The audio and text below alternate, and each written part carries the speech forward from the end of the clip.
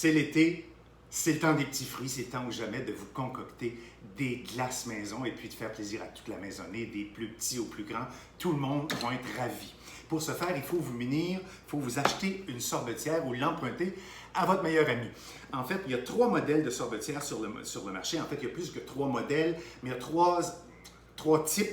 Il y a la manuelle, ici, comme ça. Il y a celle qui est électrique et il y a celle qui est à compresseur. En fait, je vous décris ici mon choix. Moi, ici, ça, c'est ce que j'aime. J'ai ça depuis 15 ans. J'adore ça. Pourquoi j'ai choisi ça? Parce que, premièrement, c'est peu cher. Deuxièmement, parce qu'on parle d'à peu près 70 $ ici, grosso modo.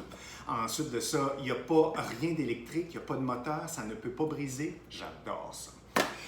Je vous la décris. En fait, ça ici, vous m'avez compris, c'est la manivelle pour turbiner notre truc. Le couvercle.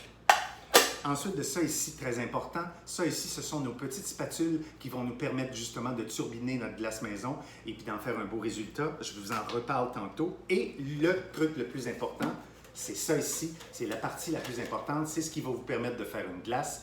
Ça, c'est le truc que vous gardez au congélateur tout le temps. En fait, si vous n'avez pas de place dans votre congélateur, mettez-la au moins 12 heures avant pour que ça soit vraiment efficace puis que ça marche bien, que vous ayez un beau résultat. Il faut que ça ait passé 12 heures. Moi, je suis toujours prêt. En fait, je la laisse tout le temps. Quand vous avez fait votre préparation, que ce soit pour un sorbet ou pour une glace, vous mettez votre truc, vous sortez votre truc de congélateur, vous le mettez là-dedans, vous transférez votre préparation là-dedans et puis là, vous mettez vos petites spatules. Qu'est-ce qui se passe là-dedans, en fait? C'est que votre préparation va être plus chaude que ça ici. Et vous vous rappelez quand on était petit et qu'on se collait la langue sur un poteau, le choc des températures, oh, on était dans le trouble. Bon, mais c'est un peu le même principe ici, c'est que ça adhère sur les côtés et puis ce sont ces petites spatules-là qui vont faire que ça va dégager les cristaux qui se sont faits sur les parois pour permettre à d'autres préparations d'adhérer aux parois pour qu'ensuite elles soient dégagées, et vous me suivez, ainsi de suite. Vous aurez, au bout de 20 minutes, une glace maison. Vous aurez un résultat, je vous dirais, un beau résultat, mais souple. C'est une glace souple que ça donne, un peu à l'européenne. Si vous la voulez plus dure, à l'américaine, transférez-la dans un contenant, mettez ça 1 heure dans le congélateur et vous aurez à ce moment-là quelque chose de un peu plus costaud. Celle qui est électrique va faire exactement la même chose. C'est juste que vous appuyez sur On et puis ça turbine pendant 20 minutes. Vous allez arriver exactement au même résultat. Il y en a à qui ça fait peur parce qu'on dit c'est manuel. Oui, mais c'est beaucoup plus simple de faire poutre, de l'oublier. Je vous entends bien, c'est sûr. Mais moi ici, je trouve que au bout de 5 minutes, je n'ai pas besoin de turbiner sans arrêt. Au bout de 5 minutes, je dégage mes parois un petit peu avec quelques coups, j'attends, et puis au bout de 5 minutes, je redonne quelques coups, et puis je vais complètement à mes occupations quand même, mais vous allez avoir le même résultat. Celle qui est compresseur, en fait, c'est beaucoup plus gros comme objet, ça prend de la place, beaucoup plus cher, parce que là, on parle de plusieurs centaines de dollars, et le compresseur, en fait, vous me suivez, c'est que ça va permettre de générer sa fraîcheur de façon autonome. Vous n'avez pas besoin de mettre rien au congélateur au préalable. Vous êtes toujours prêt. Mais pour ça, pour faire un gros investissement comme ça, je pense qu'il faut en faire vraiment beaucoup et avoir des affamés à la maison pour ça.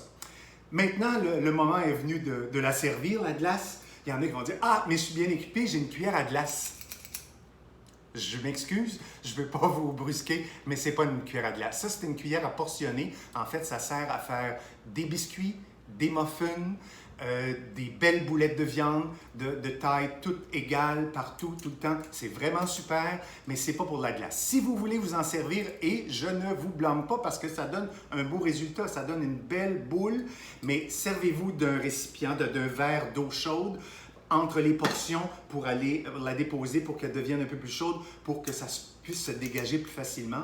Et petit conseil, laissez votre glace quelques minutes sur le comptoir si vous vous servez de ça, parce qu'elle sera trop dure et vous allez briser, peu importe la qualité de ça ici, le petit filament qui passe ici à l'intérieur pour dégager la boule, ça pourrait briser si votre glace, si votre matière dans laquelle vous travaillez est trop dure, vous allez la briser. Faites attention, la vraie cuillère à glace, c'est ça, qui ne peut briser. En fait, on le voit souvent dans les crèmeries, on nous sert des beaux cornets avec ça, on fait de très belles boules avec ça. Ça, c'est la véritable cuillère à glace.